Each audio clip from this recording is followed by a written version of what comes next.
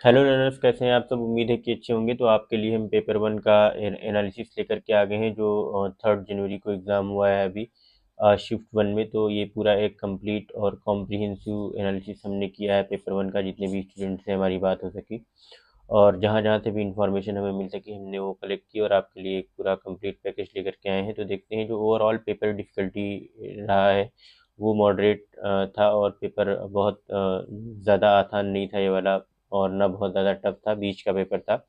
तो जो पेपर था एक तरीके से उसने सिमिलर पैटर्न को ही फॉलो किया, जो 31 दिसंबर का एनालिसिस किया था हमने और जो जनवरी फर्स्ट का। तो वो ऑलमोस्ट सेम जैसे क्वेश्चन थे, और जितने भी प्रीवियस ईयर क्वेश्चन जितने भी कर रखा था उसके लिए ये पेपर थोड़ा इजी लगा होगा। तो इसी वजह से जो पीवाईक्यूज़ हैं उनकी अंडरस्टैंडिंग होना और जो कंसेप्ट की क्लैरिटी वो बहुत ज़रूरी है। तो जिसने भी प्रीवियस ईयर क्वेश्चन पेपर किए थे उसके लिए पेपर अच्छा था। अगर हम की टेक अवेज़ की बात करें जो स्टूडेंट्स के लिए बहुत इंपॉर्टेंट हो सकते हैं, तो आप कभी भी पीवाईक्यूज़ ना छोड़ें पेपर वन के। अगर आप यूजीसी नेट जेआरएफ की तैयारी कर रहे हैं तो पीवाईक्यूज़ आर वेरी एसेंशियल। और जितने भी इंस्ट्रक्टर थे सबने नोट किया कि that significant portion of the concept जो है वो रिपीटेड था 2023 से 2025 के जो प्रीवियस ईयर क्वेश्चन पेपर्स हैं। अभी तक के जितने भी पीवाईक्यूज़ आए हैं तो उसी में से कहीं ना कहीं कंसेप्ट और प्रीवियस ईयर क्वेश्चन जो थे वो पूछे गए थे।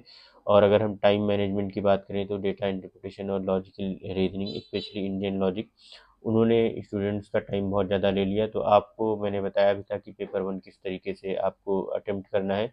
तो उस स्ट्रेटजी के तहत अगर आप पेपर अटेम्प्ट करेंगे तो आप अपना टाइम बचा सकते हैं। और अगर हम फोकस एरियाज़ की बात करें, मेनली क्वेश्चंस कहाँ से आए थे तो या कहाँ से आने वाले हैं, तो जो स्टूडेंट्स जितने भी हैं हमारे उनको चाहिए कि वो क्वालिटेटिव रिसर्च पर ध्यान दें। नेप 2020 लगातार क्वेश्चन पूछे जा रहे हैं। इंडियन लॉजिक से बहुत से क्वेश्चन पूछे जा रहे हैं, जैसे हेतुआ भाषा से या और जो दूसरे टर्म्स हैं। तो ये बार बार ये पूछे जा रहे हैं टॉपिक्स। अगर हम यूनिट वाइज की बात करें तो जो टीचिंग एप्टीट्यूड की यूनिट थी वो थोड़ी सी मॉडरेट थी। लेवल्स ऑफ टीचिंग के क्वेश्चंस आए थे, मेमोरी, अंडरस्टैंडिंग और जो रिफ्लेक्टिव लेवल्स होते हैं, लर्नर कैरेक्टरिस्टिक्स से क्वेश्चन पूछ रखे थे। इवेल्युएशन में फॉर्मेटिव और समेटिव असेसमेंट से रिलेटेड क्वेश्चन थे। और ब्लूम्स टैक्सोनॉमी, देखिए ब्लूम्स टैक्सोनॉमी का जो वो है सबसे ज़्यादा इसी से क्वेश्चन पूछे जा रहे हैं टॉपिक। तो आप ब्लूम्स टैक्सोनॉमी और जो आपके इवेल्युएशन वाले टॉपिक हैं, स्पेशली फॉर्मेटिव और समेटिव इवेल्युएशन और ये लेवल्स ऑफ टीचिंग, तो ये सब आप करके जाएं, आपको ज़रूर देखने को मिलेंगे। और रिसर्च एप्टीट्यूड में अगर हम बात करें तो क्वालिटेटिव वर्सेस क्वांटिटेटिव रिसर्च से क्वेश्चन आए हुए थे, और स्पेसिफिकली फोकस किया था क्वालिटेटिव रिसर्च में। बच्चों ने बताया कि लगातार रिसर्च एथिक्स से क्वेश्चन आ रहे हैं, टाइप्स ऑफ रिसर्च से क्वेश्चन आते ही आते हैं एक दो, और रिसर्च वैलिडिटी रिलेटेड भी एक दो क्वेश्चन थे। अगर हम बात करें लॉजिकल रीजनिंग की, तो ये थोड़ी सी लॉजिकल रीजनिंग आज की जो मॉडरेट टू टफ थी, अच्छी खासी टफ थी ये जो लॉजिकल रीजनिंग आज की थी, क्योंकि इंडियन लॉजिक से बहुत सारे क्वेश्चन पूछे गए थे, परमानाथ, हेतुवाभाषा। और देखिए स्क्वायर ऑफ पोजीशन एक कांस्टेंट टॉपिक है, लगातार ये क्वेश्चन से पूछे जाते हैं, तो आप स्क्वायर ऑफ पोजीशन ज़रूर कर लें। और सिलॉजिज्म से भी बहुत से क्वेश्चन थे। मैथमेटिकल रीजनिंग की बात करें तो ये थोड़ी सी मॉडरेट थी ये भी। तो इसी वजह से ज़्यादातर जो यूनिट्स हैं वो मॉडरेट थी इस बार। तो ये जो शिफ्ट वन वाला पेपर था वो मॉडरेट था, इजी नहीं था। नंबर सीरीज से क्वेश्चन आए थे, इसमें कोडिंग डिकोडिंग से क्वेश्चन थे, परसेंटेज प्रॉफिट एंड लॉस से दे रखे थे, रेशियो और प्रोपोर्शन के भी कुछ क्वेश्चन थे। Data interpretation generally table based ही थी, और जितने भी कैलकुलेशन थे वो काफ़ी कॉम्प्लेक्स तो नहीं थे, लेकिन फिर भी वो टफ थे और टाइम कंज्यूमिंग थे। तो इस वजह से जितने भी टाइम, देखिए जो जब भी आप पेपर वन करें तो आप एक स्ट्रेटजी अपना के चलें कि आपको पेपर वन एक 1 आवर करने के लिए मिलता है। तो आप 1 आवर में क्या किया करें कि टाइम डिवाइड कर लिया करें 20 मिनट के स्पैम में, तीन स्पैम ने 20 मिनट के। तो फर्स्ट 20 मिनट में 25 क्वेश्चन जो इजी लेवल के हों वो करते जाएं, और जो टफ क्वेश्चन लगे उसको फ़ौरन ही स्किप करके जो 5 क्वेश्चन थे, 25 क्वेश्चन वो फर्स्ट 20 मिनट्स में कर लें। उसके बाद आप वापस से आएँ, जो मॉडरेट क्वेश्चन हैं वो 15 क्वेश्चन मॉडरेट होते हैं लगभग, और 10 क्वेश्चन ही टफ होते हैं। तो 15 जो मॉडरेट क्वेश्चन हैं उनको 20 मिनट में अगले दें मॉडरेट वाले। फिर इस तरीके से आपके पास जो लास्ट 10 क्वेश्चन होंगे उसको करने के लिए एटलीस्ट आपके पास 20 मिनट्स बचे होंगे।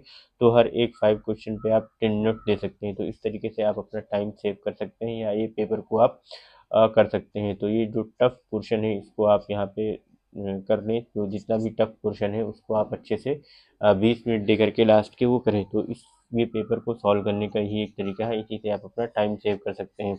कई बार क्या होता है कि आप टफ क्वेश्चन पहले कर जाते हैं, जैसे किसी के पेपर में डीआई पहले खुल गई या मैथमेटिकल रीजनिंग के क्वेश्चन आ गए या कोई ऐसा क्वेश्चन जो बहुत टाइम कंज्यूमिंग है, तो आप उसमें बहुत ज़्यादा टाइम दे देते हो और आप फर्स्ट 25 मिनट्स में अराउंड 10 क्वेश्चन ही कर पाते हो। फिर आपके पास जो 35 मिनट्स बचे रहते हैं उसमें आपने बहुत सारे 40 क्वेश्चन करने रहते हैं, फिर इसी तरीके से आपका टाइम कम होता जाता है, तो आप पैनिक कर जाते हो। तो आपने ये नहीं करना है, पहले आप आराम से जो फर्स्ट 25 क्वेश्चन ईजी होते ही होते हैं, तो आप 25 कर लें, 15 मॉडरेट नेक्स्ट 20 मिनट्स में, और जो लास्ट 10 टफ क्वेश्चन लग रहे हो आपको जो टाइम कंज्यूमिंग हो, वो लास्ट 20 मिनट में करें। तो देखिए, अगर नेक्स्ट यूनिट की बात करें आईसीटी में, तो आईसीटी भी इजी टू मॉडरेट थी।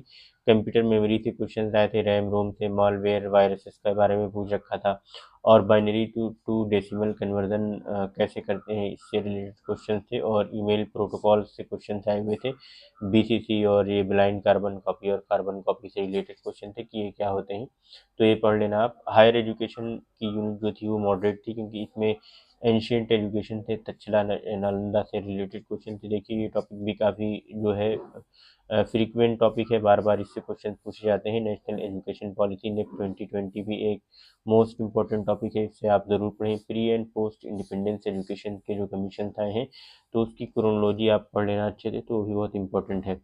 अगर हम बात करें people and environment and development की, तो ये मॉडरेट एंड टफ रही है। अक्सर हमेशा ज़्यादातर या तो मॉडरेट रहती है या तो टफ रहती है, बहुत कम ऐसा है कि पीपल एनवायरनमेंट एंड डेवलपमेंट की यूनिट ईजी हो। तो इसमें सस्टेनेबल डेवलपमेंट से क्वेश्चन आए थे, मिलेनियम डेवलपमेंट से थे, एयर पॉल्यूशन से पूछे थे क्वेश्चन, या पॉल्यूटेंट जैसे कि PM2.5 PM10 से क्वेश्चन आए थे। तो ये आप देख लेना ये क्या होते हैं इस तरीके से। और जो क्लाइमेट चेंज के प्रोटोकॉल्स रहे, पेरिस के एग्रीमेंट या क्योटो प्रोटोकॉल, इससे रिलेटेड क्वेश्चन भी दे रखे थे।